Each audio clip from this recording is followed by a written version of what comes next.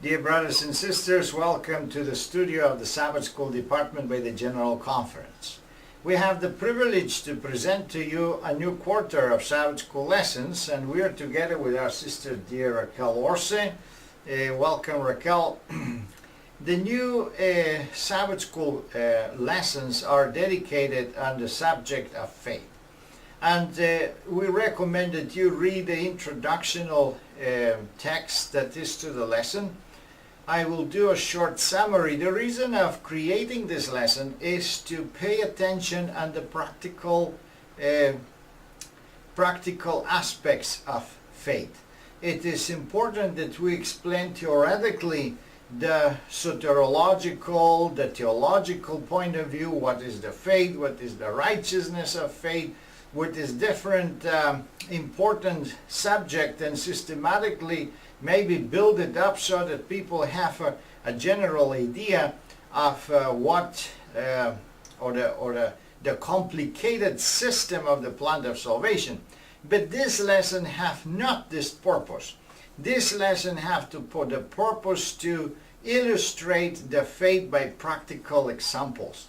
And we have so many people, new members, and also old members that are asking the questions, what is going on? So many years maybe I'm a member in the church, but there is no any change or any powerful appearance of in my life.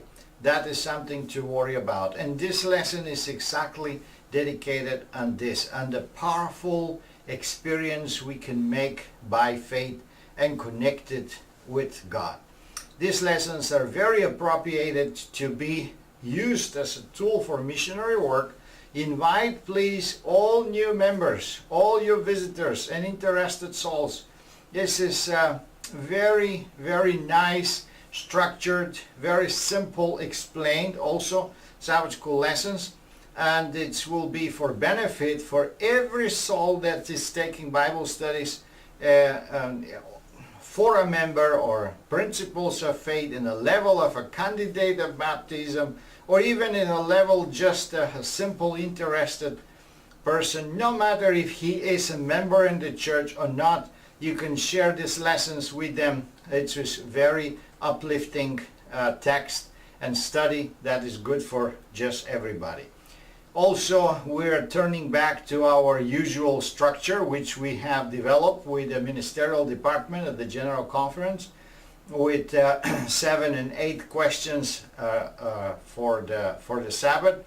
And we have some notes for meditation, and those who want to expand the study and study furthermore, we have also additional materials and testimonies related to the topic in the end of the lesson. The Lord bless you, brothers and sisters, and enjoy this new quarter of Sabbath School lesson, the lessons of faith. The first lesson which we're going to study today is trusting and building an ark. And obviously we have also here in the background the Noah's Ark.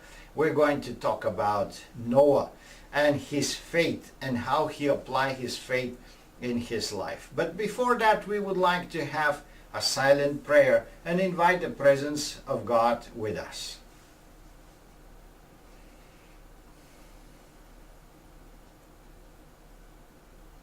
Amen. Let's have a short overview on the structure of the lesson. Here is our lesson and introductorily a testimony. Then the first undertitle is Conditions in the Antediluvian World. So we're going to see the conditions at that time, and also very important is that we make all the time a parallel with our time. And we're going to see that there are many similarities with our time. The undertitle is Light in the Darkness. We're going to see how that works. And the next undertitle is A Man of Faith and Action. And here, already in the question number 4, we're going to touch the main point of our Sabbath School lessons, which is the faith in praxis, the power of the faith. Continuing furthermore, we're going to see another in the title, Active Even in an Advanced Age. And that is important not only for our elderly brothers and sisters, but it's important also for the young ones. Many times we get discouraged because we think, okay, I'm not strong anymore, I have not so much knowledge, or I'm too young. But we see that that have also a very, very important input to our spiritual life and understanding. And the other in the title is Salvation and Gratitude. And this is something that we need to underline in the last two questions in order to see how we can, how the real faith works, not only in the mighty expansion of the work or miracles that God provides for us, but it works also in a very silent way, the way of thankfulness and spiritual power and humbleness. So all these topics are very important, and we need to keep little time for the last two questions, because they are the ones that we can use to appeal to our students for dedication to the Lord and giving their hearts to Jesus. Now let's have a little more detailed study on the questions, and we are going to begin with the question number 1. What was the moral and spiritual condition of mankind in the time of Noah? And what resolution did the Lord come to or response to the widespread violence, depravity, and rebellion? Actually, the second question already give partial answer to the first question, but we want to see the Bible verses, and we can see it how that was in the Old Testament, and that the Lord Jesus is doing references that similar will be the situation in the end of time as well. It's very interesting to find out that generally we used to say that we are living in terrible times. But if we consider the time of Noah that we are going to study today in this lesson, we will have the proof that our last period of the history of humanity will reproduce this situation as well. So Genesis 6:3, 5 and 11 present us some characteristics that allow us to picture out how the situation was. The first element that the Lord emphasized is that all the tendency of human being was only for evil.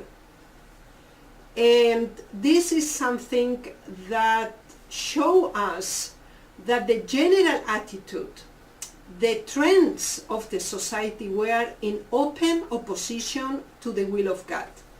And then the Lord decided to give a probation time, and that was 120 years. And this period of time had the purpose to give the last opportunity to this generation to change the ways, because say that the wickedness was great in the earth.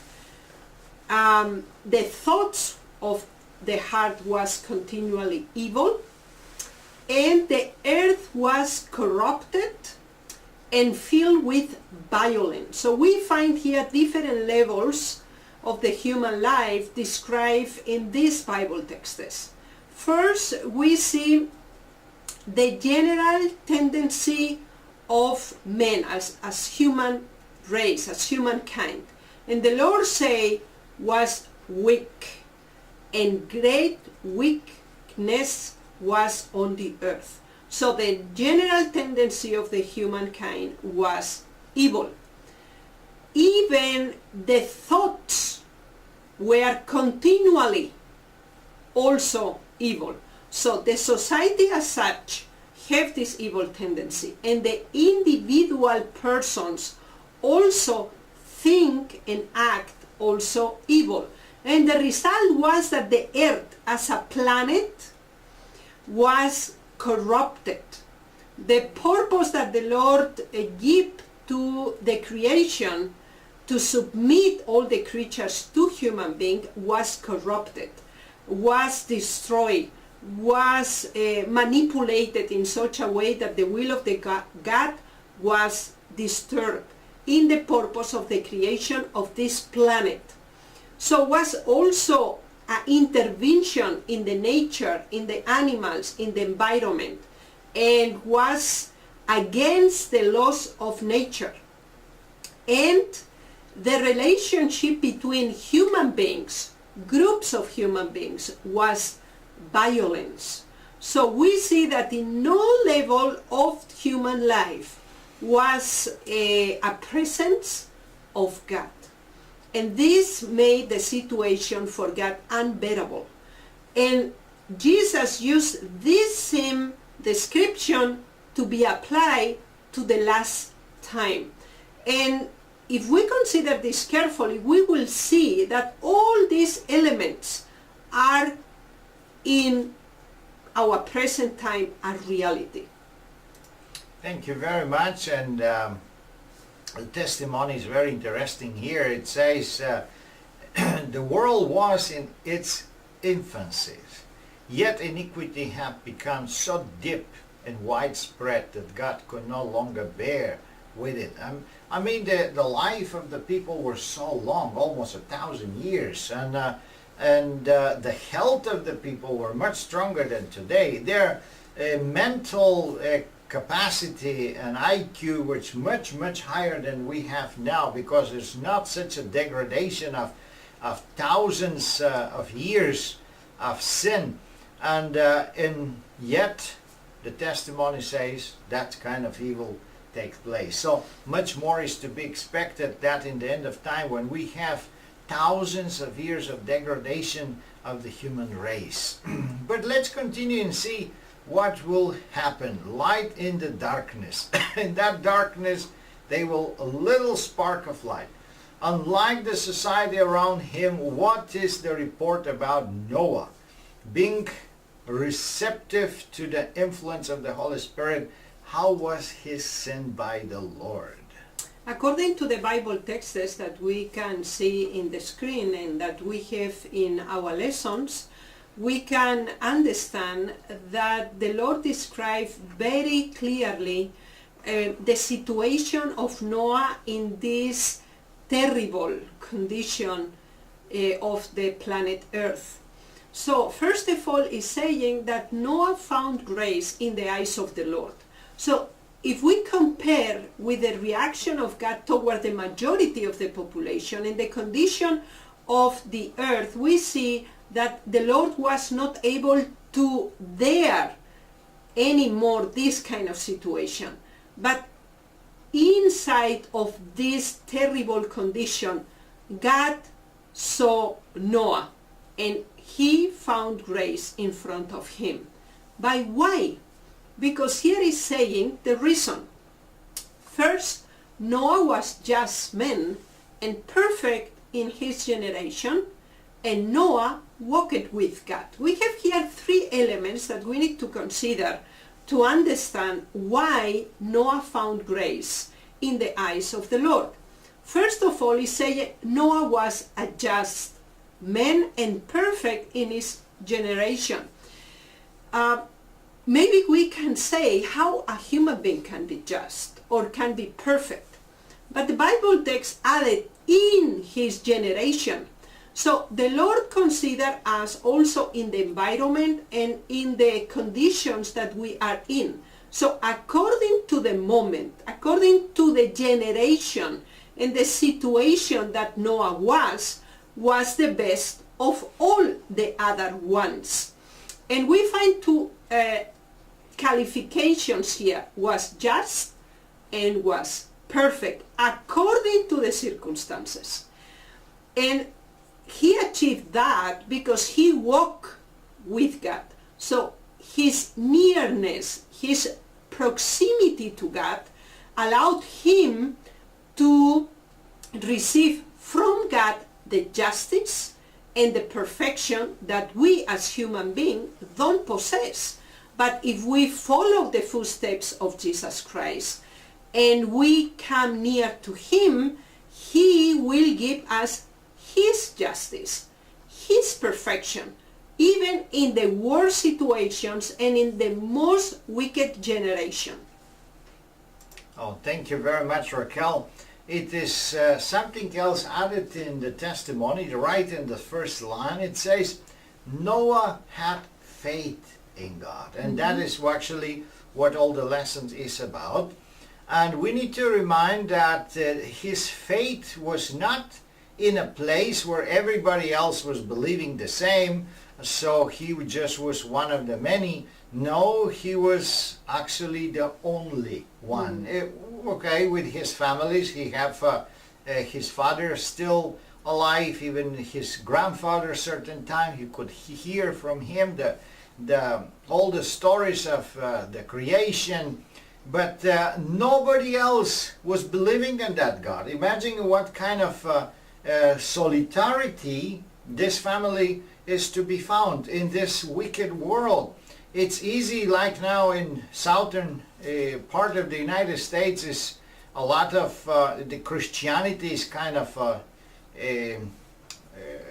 well accepted religion, and it is respected religion. So everybody tried to, to collaborate somehow. But that's just not the case where Noah was, right? He had a faith in God in very difficult circumstances. The second line says his position was a trying one. He had to fight for the good fight of faith at every step. So he was tempted in everything. And this is, brethren, something we need to understand, that our dear brother Noah didn't have easier than we. The opposite. He had a very difficult time. And yet, he kept his faith in God. And he did not only keep his faith, but it says he walked with God. And the other comments which Raquel made were very on place, wonderful. Let's continue now to the question number 3. What message did the Lord give to Noah regarding to the earth and its inhabitants? Now, the Noah entered in a crisis because he's not only keeping his faith, but now he have the knowledge about something terrible that's going to happen. The Word of God explained to us that God promised that he will not do nothing without communicating by the prophets. And in the same way, the Lord said to Noah, the end of all flesh is come before me.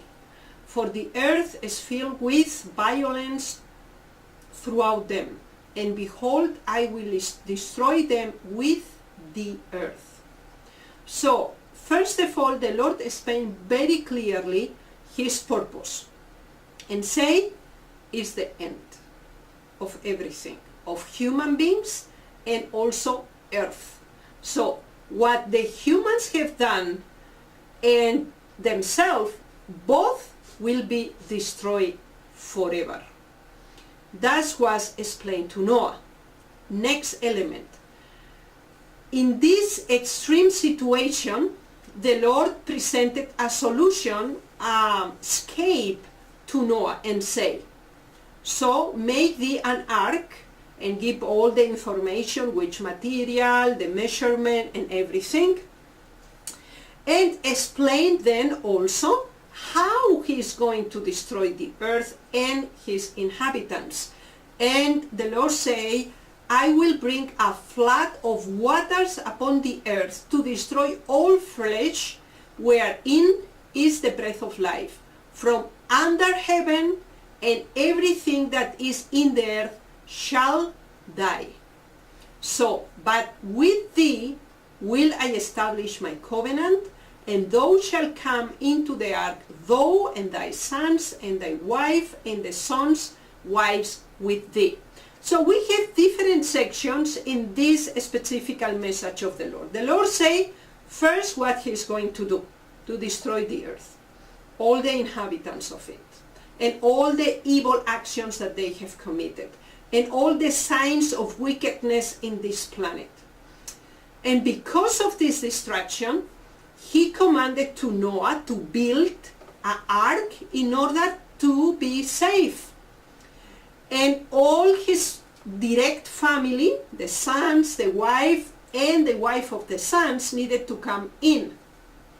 Then the Lord explained also how he is going to destroy the earth, and say through a flood of waters, that no life that is outside of the ark will remain alive. And my covenant will be done with you, say to Noah. So the Lord give to us exactly the same message. The Lord say to us, the end is very near. We know the wickedness, the corruption, the violence, and the evil in this planet and in the majority of the humanity.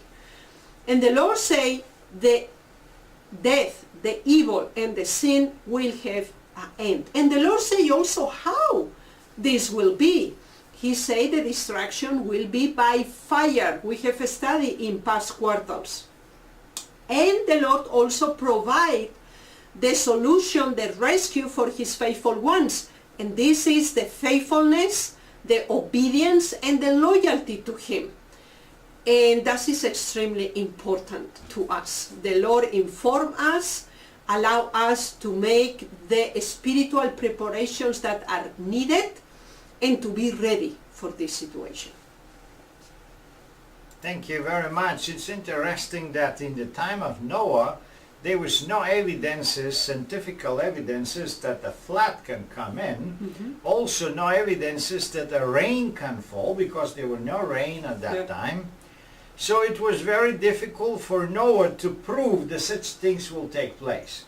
Yeah. It is different, the situation in our time, because there are plenty of scientific evidences that the end will come. You can read that in several magazines, scientific, non-scientific, National Geographic. They're trying to warn the planet that is the overwarming problem, the water will finish, the petrol will finish, changing of climate. The message of disaster and end of time and end of the world is nothing new today. It's actually the people are even a little bit too tired of hearing so many messages for the end of the world that they perhaps are saying, okay, maybe that's another wrong calculation, a wrong message. And that is the problem today. But compared to the time of Noah, actually we have advantages. We're in a much better position today than Noah was in his time. And he was preaching and nobody accepted his message. But still, I will say, he could save his family. And that is a great advantage. Today, we must be glad if our family, our children accept the message, they follow the faith. And that's happened in many cases that will lose the influence upon our children. And Noah succeeded in this wicked world. In this terrible circumstances, he succeeded to preserve his sons, his family in the faith. But let's continue and see what else Noah did by faith, because faith is supposed to be connected and related to action. Did Noah firmly believe what the Lord told him? That's the question number 4. The way how the Bible describes the reaction of Noah, the answer is affirmative. The Bible text say that Noah did according to all that God commanded him, so did he. So no questions, no doubts, no afterthoughts. Acceptance, reaction, plan, and absolutely purpose of life according to the will of God. So we see here that when Noah received all this information, he began to plan and to do what the Lord have saying to him, because he saw it and he also heard, and began to do this work. one part of the note in other questions before explained to us that he was almost alone on this world, and the majority were against him. We know that some helped him, and some also believed him, but they died short before the flood came. But in comparison with the population in the world were almost nobody that accept the message that the Lord was giving to him. And the proof of faith was so big that he didn't consider his comfort, his reputation, or the opinion of other people. If we go down in the Bible texts, we will see that the Lord commanded to him also not to be alone in the ark, but the animals need to come in. And maybe was easy to think how this is going to happen, how the animals is going to come, and how to store all this food, and how to manage all this situation.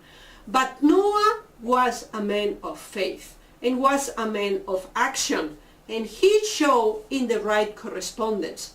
He received a message, he accepted, and he followed instructions. And salvation was the result. And this is the lesson for today for us.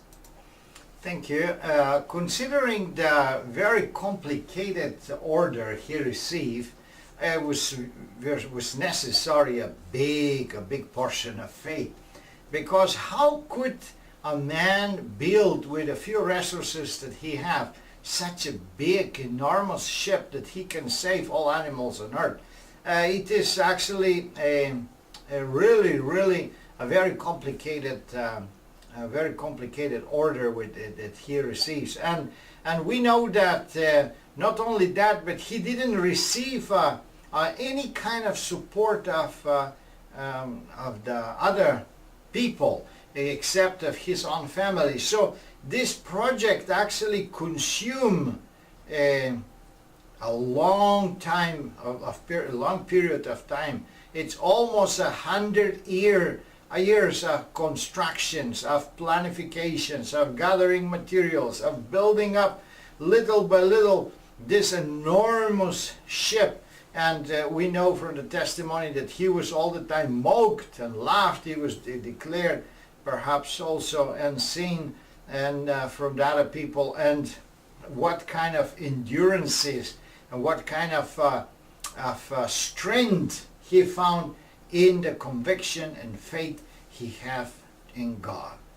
Continuing to question number 5, we're going to see, since for decades there was no sign of flood, did he waste time, or did he devote his full energy to comprehend the life-saving ark?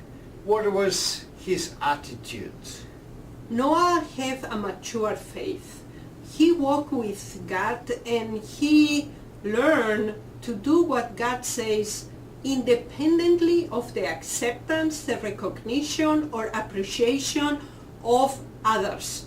So when he received this command by faith, and is a faith that worked by love, began the work that the Lord have entrusted to him. And he began to prepare, and he began to save his family. So he began a work outside, he began a work inside, and he began an evangelization crusade through the work that he was done. Because every piece of wood that was added to it, every work that was done was a witness of the faith, the courage, and the loyalty that Noah and his family offered to God in front of all the humanity. So was not arbitrary selection that God chose Noah and his family and not any other people to come inside of the ark. we know that the purpose of the 120 years of preaching had the main objective that people reconsider their behavior, they proceed to a reform and are added to the ark. But unfortunately, that was not the case by the majority of the population of the world. But independently of others, he followed the instructions of God. And the same spirit we need to have now in the last time where we are living in. Thank you. Very interesting. Actually, there are two things I want to mention. Number one is the financial matter related to this project. And Noah was obviously a man that had his own properties, and he had this big ship and his own properties. He was not a man that had no income or no any possibility of survival. But considering the greatness of this project, this should have cost enormous fortune to purchase all this kind of wood or to transport this kind of wood. Is most likely he needed to hire people to work for him all these 120 years. And that means that he implied almost everything, all the income he received, he actually invested in that project. That is the one point we need to understand, that because it's not just, okay, let's do a ship, let's construct. Even if you try to do today a ship, you will see how much that will cost you. So how much energy, how much time, how much money. It's incredible expensive project. Let's consider another point. Noah was advised and he was ordered by God to make a ship, but there was a dry land when he was staying in. There was no water there. And he was told that the water will come. Now, it's very human that we as a human, we want to know why. We want to understand. And that's what in the ministerial department many times come the questions. I don't understand that. I don't understand why the divinity is like that. I don't understand why the Spirit of God is revealed this way. Noah didn't want to understand. He wanted to follow. He wanted to believe. And he believed it. He accepted as a little child, everything that comes from God is true, even if I don't understand it. And this kind of childlike faith is the faith that the Lord is giving to us. And because he didn't waste any time of investigation, if the water really will come, if that really is going to rain, is that really so as the Lord says, then he employed all his energy in the right direction. And his right direction was to fulfill the purpose of his life. And as is another point we need to mention, when we have faith and when we connect with God, the first things we understand is we find out, or we are founding the purpose of our existence, the purpose of our life, the ministry and the message which God is giving us as a human being and as his children, sons and daughters of him. Amen. The question number 6 says, how old was Noah when he began building the ark? And was it his age actually any obstacle? He was 600 years old, and we know that he lived 950 years. So he had, after the flood, 350 years more life. So he was in an old age, or in the beginning of an old age. If we compare the completely 950 years and that he was in year 600. So the majority of his life was already lived. And this is very important to consider, that the obedience, the surrender to the will of God, don't depend of age, circumstances, or human resources or possibilities. In this case, we see that Noah fulfilled, with the help of the Lord, his family, and other co-workers the work that the Lord have entrusted to him. And he remained faithful and firm in his obedience and loyalty to God. But he needed to go even through another trial that is presented here also in Genesis 7:4-7, because we know that when he was inside of the ark and God himself closed the door of the ark, he remained inside 7 days and nothing happened.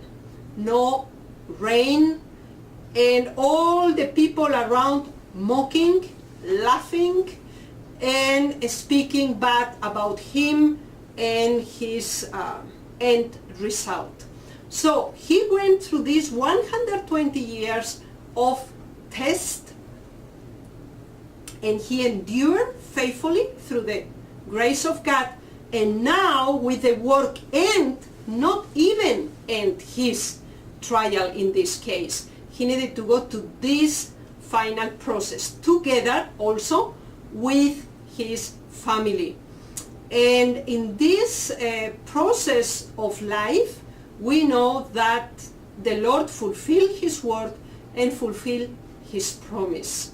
The flood came, but Noah and his family were safe. Thank you. Here the testimony gives a very interesting description about the situation in which Noah was. I will show you the testimony here on the screen. But Noah stood like a rock amid the tempest. He was surrounded by every species of wickedness and moral corruption.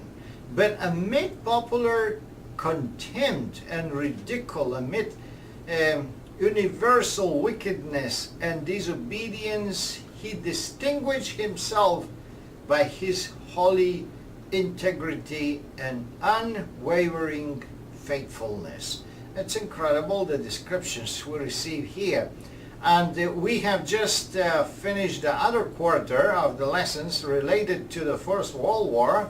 And we know that because of the circumstances, because of the pressure of the society, the Seventh Adventist Church just give up. And they say, okay, we will obey everything. We will transgress the Sabbath. We will take the weapon. We will do everything you tell us. Just we want to be in peace with the, with the wicked world that surround us. But in the case of Noah, no, he stood firm like a rock amid the tempest. And that is, brothers and sisters, what faith is doing. That's one of the biggest miracles which faith is doing, to be firm in the tempest, in the pressure, to be unmovable in our understanding of doctrine. Now come the next questions. When the flood was over and Noah's family was graciously preserved, how did this servant of God express his gratitude? It's interesting, the attitude of Noah.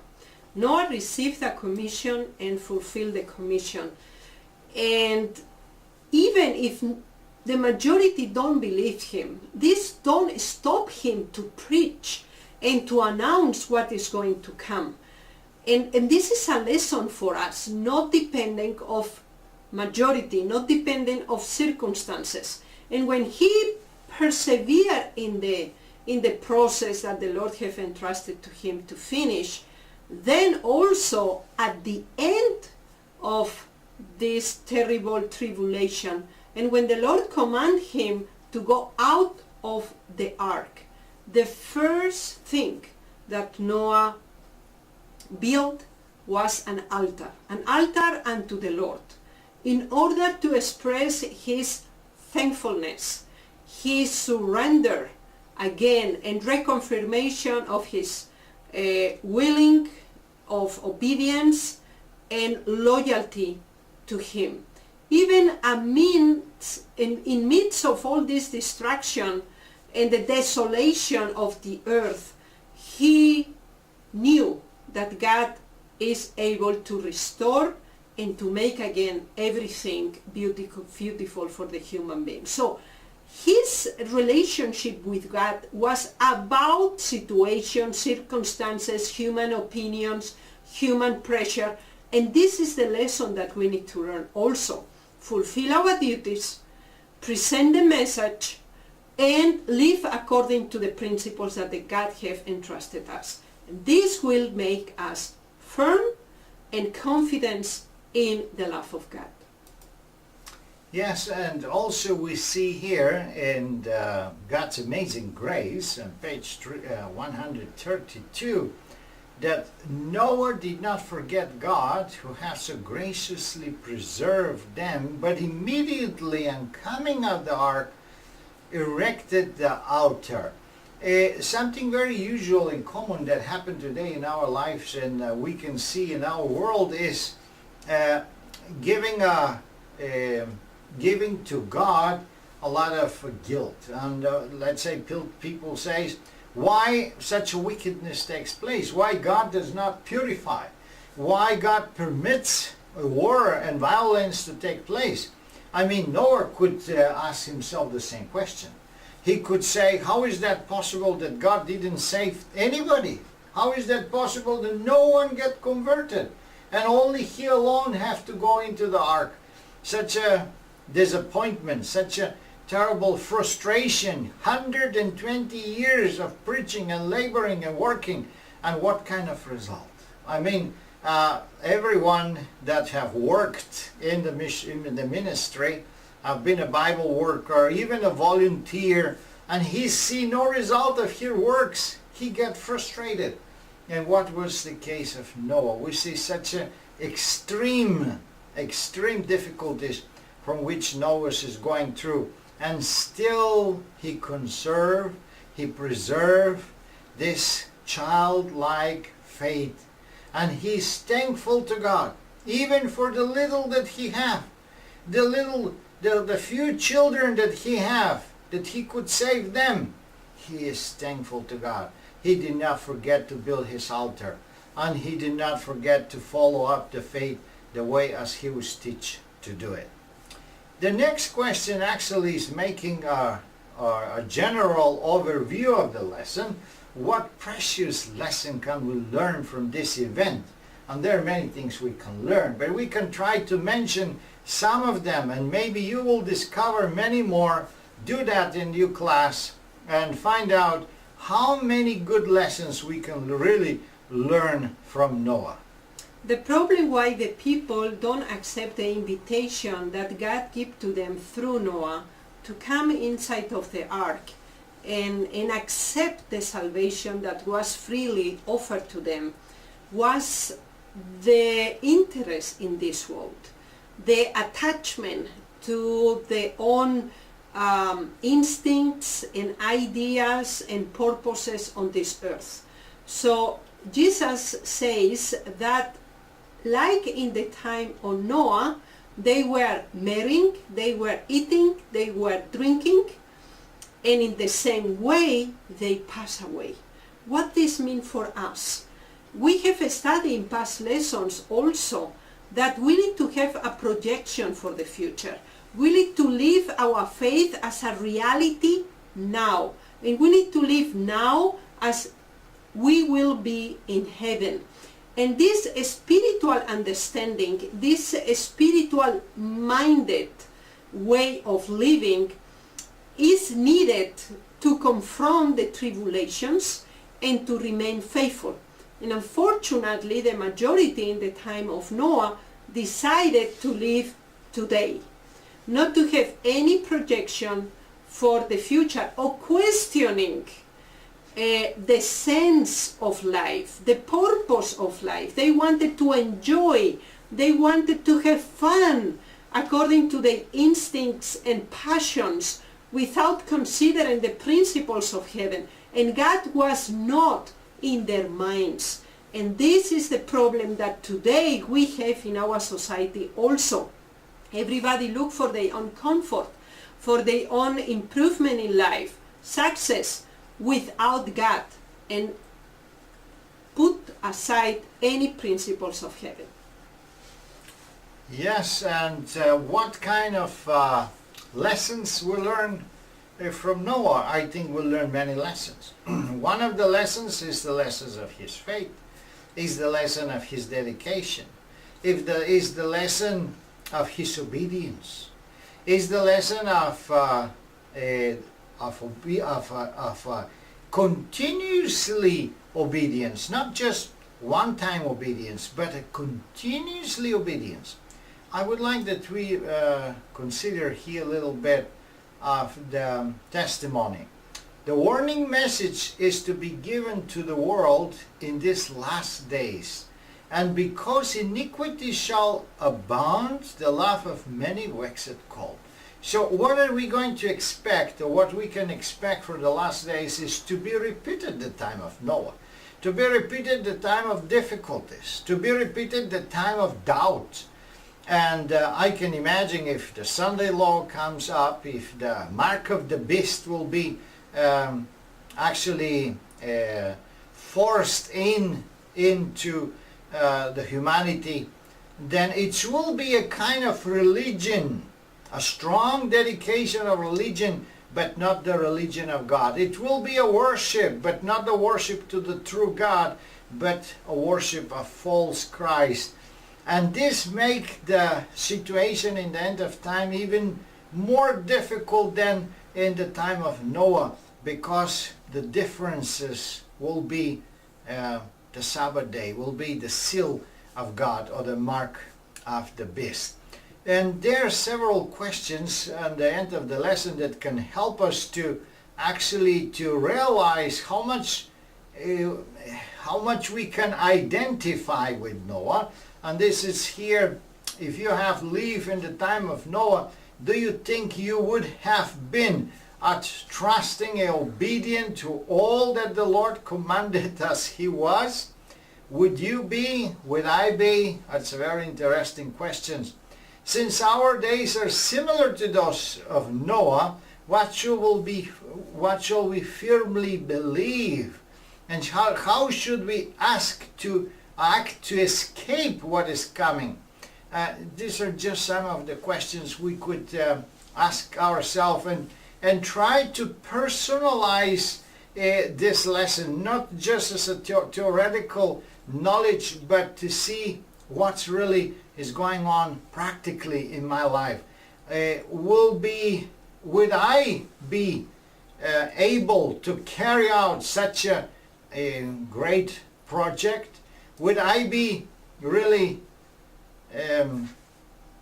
interested to dedicate all my income, all my things that I have in one purpose in life, which is the purpose given me by God? These are many questions we can ask ourselves, and learn a lot from Noah. Dear brothers and sisters, don't be discouraged. We live in a difficult time, but Noah was living in even more difficult time than ours. And he succeeded to be faithful until the end, because the Spirit of God was with him. And if we will be with the Lord, he will preserve our spiritual life as well. May the Lord bless you and help you, and see you the next week.